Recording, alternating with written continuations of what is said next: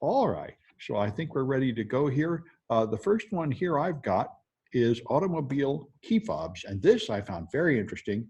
It was posted by Matthew Green, who is a cryptographer, so he, of course, said something technical which is impossible to understand. And so I went through it to figure it out, and it's very interesting. They found that the Toyota key fobs, in the first place, it's all proprietary. They don't publish the algorithm, and they don't use something normal like AES. I don't know why. They made up their own, and it uses an 80-bit key, which is kind of disturbing in itself. And in Toyota, the key is completely made out of the ID number of the key fob and other numbers that are easy to find. So there is no entropy at all. So you can just totally predict the key. And in Kia and Hyundai, they use randomness, but the randomness is so bad that it only has 24 total bits of entropy. So that's no harder to crack than WEP. And the other ones, Tesla and other key fobs using the same devices, are supposed to have an 80-bit key, but the complexity is only 2 to the 40 because the algorithm is so bad that you don't have to really try all the keys. So all of those are trivial to hack these days. These ones, so trivial, you can probably do it on a portable device. This you can probably do on any reasonable desktop computer. So this is pretty awesome. And they figured this out. They found a defect in the hardware so they could get the firmware out, which is not published. They did a voltage fault of some kind to trick the hardware into dumping out the firmware. Then they dumped out the firmware. Then they deduced the algorithm and cryptanalyzed the algorithm, which is pretty awesome. Anyway, very interesting stuff. And this, I wonder if this is related to these videos. For the last several years, I've seen these videos of crooks just stealing cars. They just walk up with some gadget, start the car and take off, and nobody knows quite how it works. And the cops haven't caught one of those gadgets, but there's rumors, I see them a lot, that there are criminal gangs that can just zoom right off in your car. Anyway. Well, if it's this easy, then that makes total sense. Running on like a Raspberry Pi or something. Well, yeah, that's how they did. In fact, they're rigged to get the firmware. It was, in fact, a Raspberry Pi connected to the chip. They've got a picture of it up here. Yeah, there it is. That's their rig to get the voltage glitching attack. They just took up Raspberry Pi and another chip and suck up firmware. So I think this is wonderful. I highly doubt that criminals did it that way, but maybe they found the one you can predict anyway. There's other attacks. But anyway, that's a fun one. Yeah, there's like that's really cool. There's also like a replay attack, essentially, where you can capture the signature of the transponder and then just clone it, essentially. Yeah, I've seen that one, and that seems more likely what a criminal would do. I don't think criminals are doing like cryptanalysis to get in, but that's really cool, though. It's that simple to do. That's awesome. Yeah. I always feel charmed by your Steven Seagal link because I always hated Steven Seagal movies. And I remember like Air Force One, I went to the movie and a few minutes in, Steven Seagal appears. And I'm like, oh, this idiot's in here. And then they throw him out the plane and he dies. And I'm like, yeah, he's only in the movie for like 1 minute. Anyway. I thought it was funny in that, too, this article cites, he's got a list of crappy movies as long as your arm. The one that they picked for this movie for this article was Above the Law. Yeah. Little joke on behalf of the journalist there. Well, but yeah, so this is pretty funny just because they misspelled Bitcoin to make another cryptocurrency, and then he started flogging it, and the SEC got on his case because the SEC actually classified cryptocurrencies as investments a few months back. So they busted him on that, and rightfully so.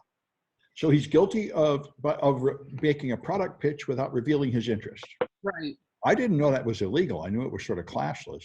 They only really made that illegal a few months back when they classify. Now, as far as the SEC concerned, cryptocurrencies are just like stocks. You better tell investors if you've got a horse in the race. I wonder. I'm just hearing a lot about the Bloomberg ads because the Bloomberg ads are ridiculous and the latest ones are like edited to be deceptive and stuff. And there are no rules yet. And now they say Twitter just won't touch any of it. Facebook says they're going to mark it as a modified video or something, but they don't really. It's a similar issue. I know in San Francisco, I saw these I like Mike signs appear. And for a second, I thought, oh, somebody's from Bloomberg. And then I remember he just totally pays people who don't care about it all to like pretend to like him. and put up social media posts about him. So of course that's just a paid shill. So immediately the next day I saw people had put Elizabeth Warren and Bernie stickers all over it.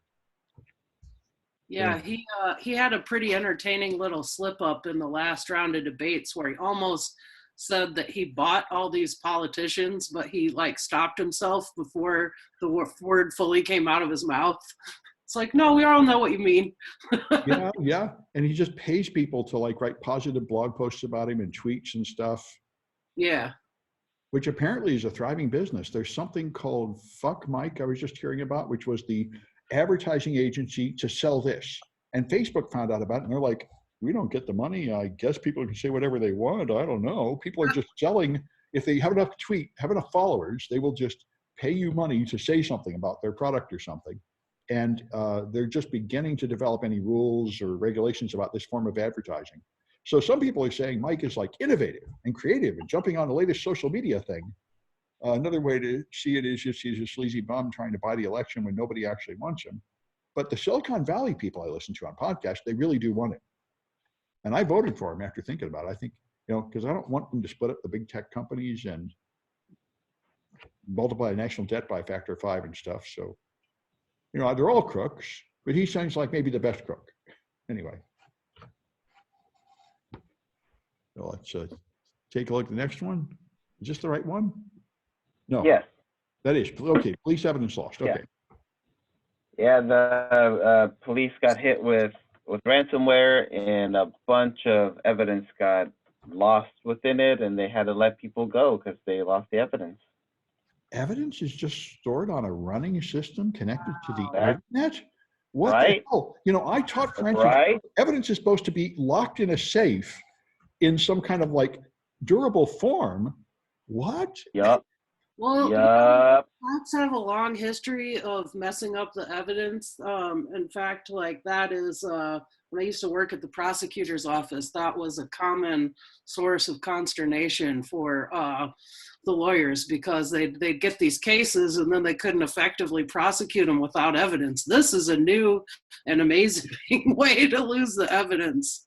But I learned from Steve Haley like 10 years ago. He said there are these 10 fundamental rules. And number one is your inspection system is not connected to the internet. You have a hash to make sure it's never been modified. And he said, I had trouble believing him, but I can see it. He said, if all you do is obey these 10 rules, you will always win because the other side never does this right. It's not rocket science. You clean the medium before you put the evidence on it. You never connect it to the internet. You store it in a safe. You do simple things so you can say, this is really the evidence. It's amazing. Well, they're not. Apparently, these cops were not following those 10 easy rules because they lost quite the amount of stuff. That's amazing. Their heads ought to roll for that. I bet they're not the only ones either. Probably not. Probably not, but it's happening. Yep. That's awesome. This is, I think, an awesome podcast, Darknet Diaries. Anybody who watches us should be watching this. This is underground hackers telling their stories. And this guy was Doggy G, and he talks about how he started when he was 12, going in IRC chat rooms. Then he figured out how to DDoS the IRC chat rooms to become the admin. Then he started defacing websites and hacking everybody. So he went to jail, and then the cops let him off, but they said you have to stay off computers, and he totally violated his parole, immediately went back in and back in. He said the thing that finally changed his life was when he appeared before the same judge like the 3rd or 4th time, and the judge said, if I ever see you again, kid, I'm giving you life. Ugh. And then he went up for like 2 years, and he came out and he actually like went straight with the heroic struggles, no computers, can't go to college because he can't take computer classes, and he like white knuckled it through. And then they had a bug bounty program, and he said, no, this can't be real, because Yahoo had a bug bounty program. He'd been hacking Yahoo like everybody. He said, you can hack Yahoo? Really? So he did it, and he got a bounty paid. He got more and more. He became a huge bug bounty guy. He made almost $1 million last year. He bought his family fancy cars and everything, and his dad won't even speak to him. He said, you rotten bum, you're still a crook. You're ruining your life. You need to get a job. And he's like, no, Dad, this is okay, really. And he said, that's just bullshit. You're going to go back in prison again. Wow. It's a great story. And wow. To a lot of our students. By the way, I had trouble putting up the video today because Caitlin hacked me last night, and I'm still not completely recovered from not it. Like her. Yeah.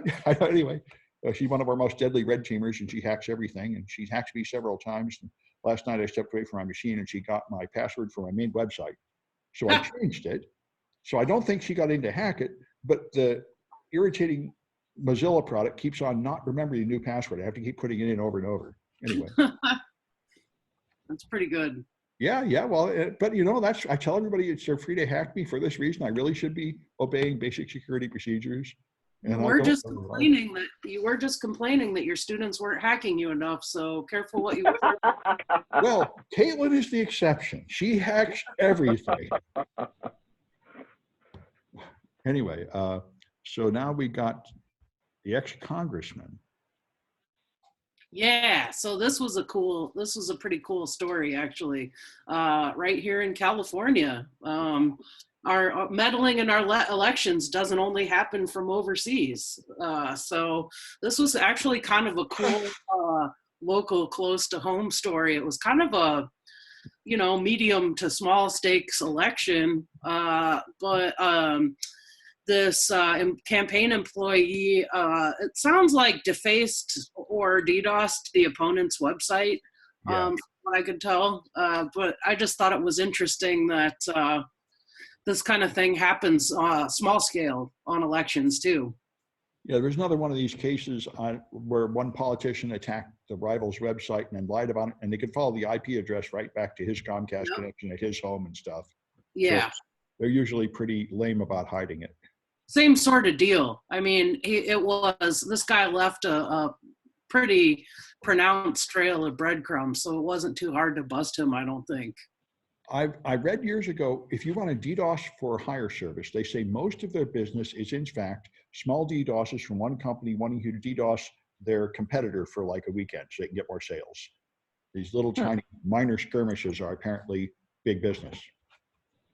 It seems like it would be pretty easy to cover your tracks. And it makes me wonder if this guy got arrogant and thought, well, my target's an idiot, so I'm just not even going to bother to be discreet about it. I think Probably. I think it's a variation of Dunning-Kruger effect. I've seen this a lot among technical people. They learn something a little bit cool, and now they think I'm much smarter than everybody because because it was a little difficult for them to learn it. They think nobody else could get here because people think I'm super smart. If it was hard for me, nobody else will ever do it. Like Microsoft, for example, when attacks first started coming out against Windows 95, Windows 98, they said, what these guys need to do is just shut up and nobody else will ever find this attack because it's really, really, really hard to find the attack. And so you're the smartest guy on earth to find it. And that's really not true. Anyway. This guy did it all from his own house and his office, which is just completely stupid. Well, right. Is that he doesn't know how dumb he is. He thinks he's smart. He thinks everybody else is even dumber than him, and that's not true.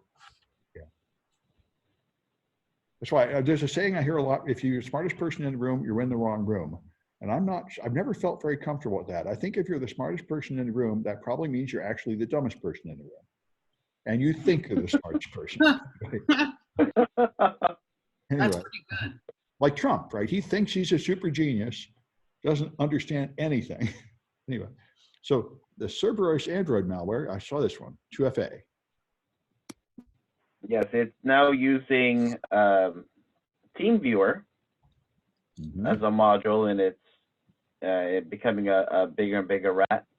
So it can, with TeamViewer now, it can run around and see like the 2FA. Well, in Vista and Windows, when it asks you for the password, it goes to this black screen to a secure screen mode.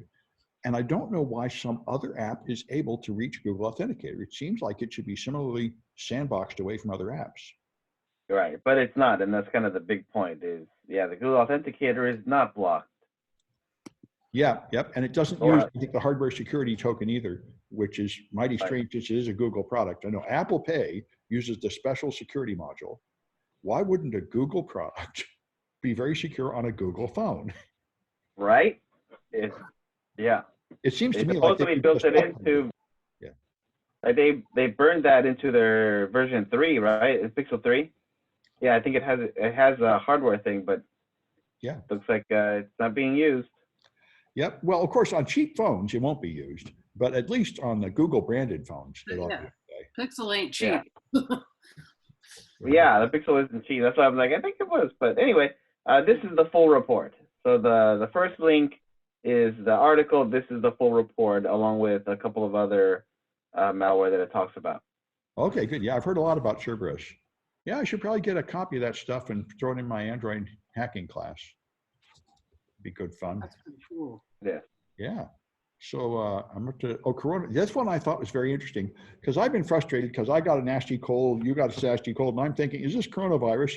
And I was saying, you know, it's too bad we live in a primitive country where we can't get a test for coronavirus. If we lived in an advanced state like China, we would know because you can't get tested here. They're just beginning to roll out tests that work now when it's already too late.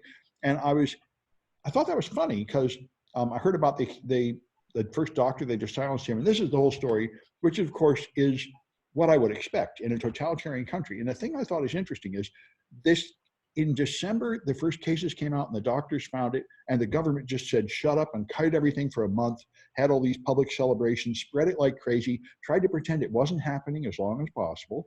And that's what Trump tried to do here. He tried to say, oh, there are only 15 cases and it'll be down to 1 by next week and it will all just go away. And immediately within an hour, everybody screamed and yelled at him and contradicted him. And that's not what controlled what happened. And that's what I thought. And they're talking about here, the thing that I like is, and you have a totally corrupt system where people know that you dare not tell your boss anything because they will punish you unfairly. The leader doesn't even know what's going on. Everybody below him is lying to their superiors, so he doesn't get good information anymore. And I'm thinking that's in a corrupt system like this college is the same. I mean, the chancellor, my favorite chancellor, is pushed out in the dead of night, no explanation. Nobody knows what's going on. $100 million has vanished over 3 years. Nobody has any idea what's going on. You know, in a system where people are like backstabbing and not trusting each other, you don't even have data at the top. So Well, what's crazy is this is happening here too. I just went to my doctor yesterday and she was telling me like she can't even trust the CDC as far as getting good information, which is crazy. She's like, you know, I should be able to trust the CDC above all. And I'm like, well, yeah, you really should, but that's kind of crazy that, you know, and she's like pretty much like, you know, as straight-laced as they come. So, I mean, it's kind of great. What is the CDC is telling doctors that's wrong?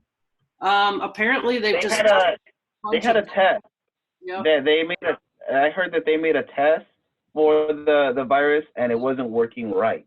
Yeah, it was, the tests were bad, and she said that she keeps getting all this conflicting information. Like sometimes they'll be told opposite things on the same day.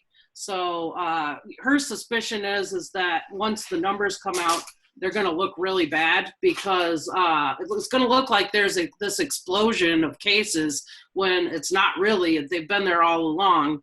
They just haven't had accurate testing or containment protocols. Well, I think that's true. And I think the critics are quite correct that, of course, the Trump administration is just a bunch of idiots running around like a clown, like the Keystone Cops, because he's totally incompetent and nobody knows what they're doing. So, of course, you're getting mixed messages. But I think, in fact, it's already spread. I think it's just like in China, it spread before they even noticed it. So it's going to go. So I think the big events are probably going to be canceled. I expect DEF CON and Black Hat might be canceled, and the colleges will probably close pretty soon in California. I haven't heard any official word on this, but it seems to me like when you get the first death or two in San Francisco, which should be this week, they'll close all the schools. One thing I wonder is if you were like IBM and you sent your staff to RSA, which they were going to do and then pulled out, and then somebody got sick and died, could they sue you for wrongful death? Saying you knew there was a plague spreading in San Francisco and you made me go there. I wonder if that's why they pulled out.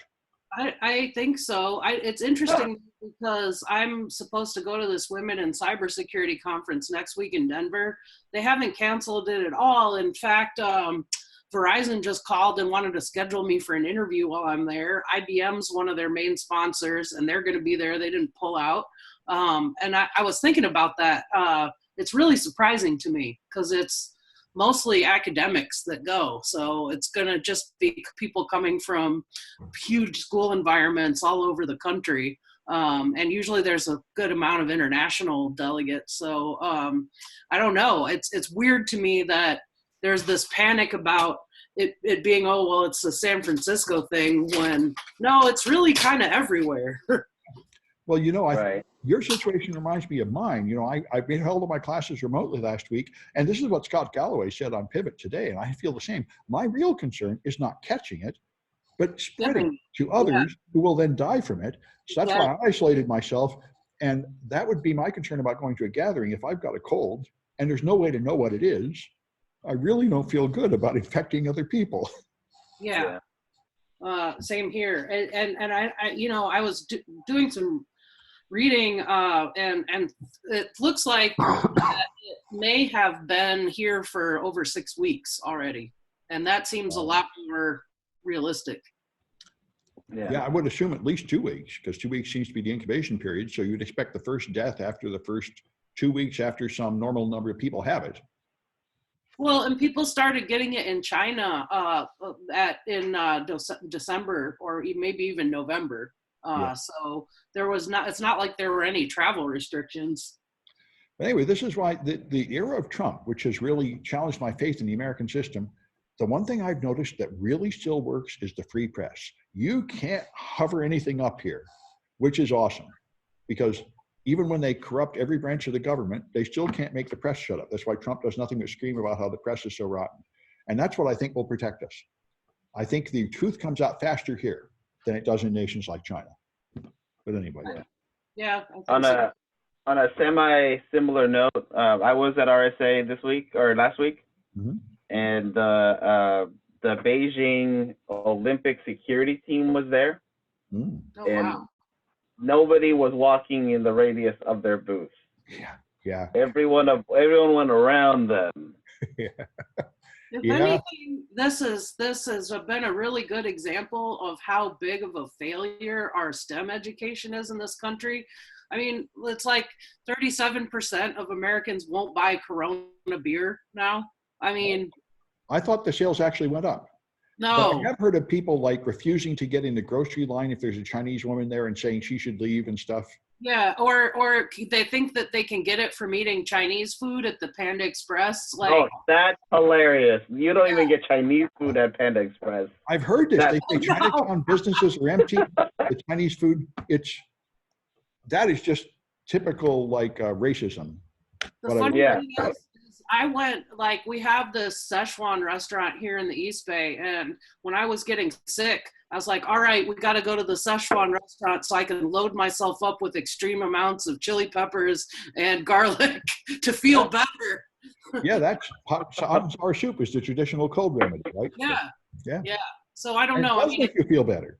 It's sad. A lot of people too are like, oh, well, I need to stock up on antibiotics. And it's like, okay, that's going to do nothing for you because it's a virus. Yeah. Right. So it's to me, it's been a pretty glaring, it's been pretty glaring, like how many, and I'm talking about not like I'm talking about adult educated people too, that just don't get it. Yeah. Well, I did get some hand sanitizer to put in the rooms at the computers because you totally can get it from the keyboards. Yeah. That seems like a good move. But anyway,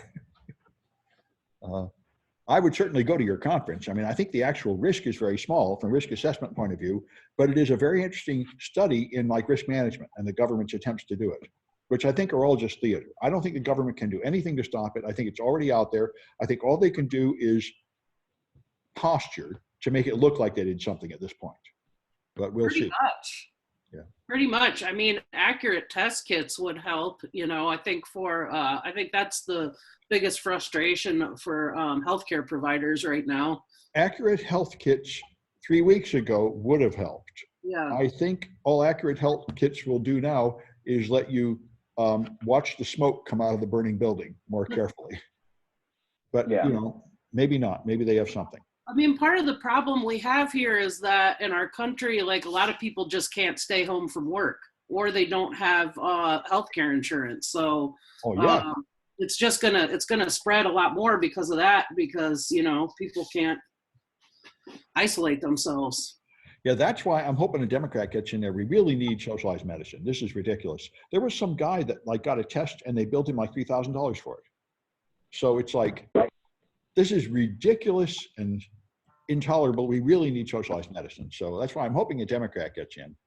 Anyway, although I don't think it's going to happen. I think it's going to be Biden. I think it's going to be Bernie, and Trump will beat him, but we'll see. I thought the doctors would be against it, but I've seen a plethora of doctors in the past week and a half, and it's weird because they all seem like they're really for it. Well, I think if you care at all about your patients, you need preventive care. Preventive care is so much better, and you don't get it unless it's cheap to go to the doctor. Right. Everybody waits until it's an emergency, and then it's awful. Right. I mean, preventive care is all that we talk about. Right. You know, that's what we preach. Good point. Yeah.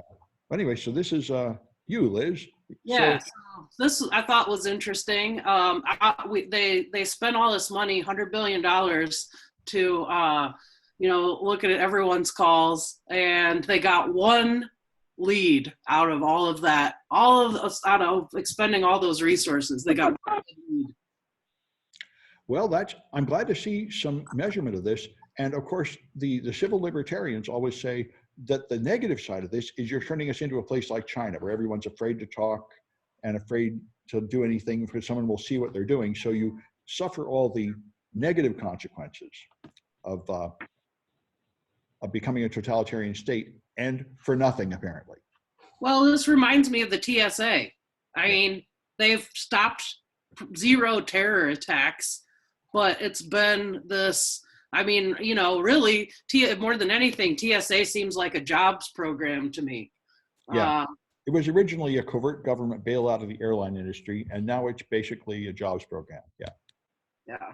So same sort of deal. They spend a ton of money and resources on these measures that are supposed to, keep us safe, but not actually too effective in practice. Yeah, well, maybe we can finally roll back some of this nonsense. Well, this is up for review in, I think the article said September, so it's interesting timing for this report to come out. This government committee that did the study was just recently reactivated, so it'll be interesting to kind of circle back in the fall and see if anything actually happens with this. Good. Yeah, because this might be a bipartisan issue. I mean, a lot of Republicans hate the government intruding on your life too. So there's hope of getting rid of it, even if we don't have a Democrat in the White House. Yeah, and I mean, one of the other things is that smart criminals are moving over to other channels of communication, and a lot of regular people are realizing too now that this is a thing that they're better off using encrypted chat apps and stuff like that. Yeah, man, just right now my phone is buzzing because there's Telegram going on. I had to put Telegram on to engage in private conversation with people, which is really nice. People told me, get it. They're not kidding. And and I know that's what the White House officials used for secret conversations until I think about a year ago, Trump ordered them to quit doing it because he wants to see if who's leaking to the media or something. Oh, interesting. Anyway, so smart vacuums. There are Chuck Parks did a report on a smart vacuum and found a number of CVSS. So and said, your thing is vulnerable. Surprise, surprise. Well, yeah, but what's the point of your smart vacuum? You're turning on the vacuum cleaner when you're not home? Yeah, like the Roomba, but I think it runs on its own. But why does it need to be on the internet? What's that? I'm sorry? Well, why does it need to be on the internet? What is the benefit? Because, it lets you know when it's done. I don't know. Well, I don't know. And I don't know why you need a vacuum connected to the internet. Yeah, I like the insecure encryption, which is no encryption. Mm-hmm. Okay. Right. Well, okay. Right. Neat. Okay. Well, not really surprising that it's vulnerable. What's surprising to me is why anybody would buy it at all. It's like the internet connected toilets that are out there. Like, why? I didn't know that was a thing. It is. Internet connected toilets. They're really out there. I have no idea why. I wonder what you could do if you cause this attack. I wonder what you could do with it. I suppose you could look through the cameras. And look through the cameras, do a DOS attack, kind of the similar stuff you do with any IoT device that's already inside of a home. I guess you could use it as a staging point for further attacks inside the local area network. Yeah. You could like terrorize someone's cat with it or something. I guess you could, yeah. Okay. Anyway, that's a good one. All right. Yeah. Well, I think that's it, unless you folks have any more comments. No. Okay, I'm going to stop the recording. All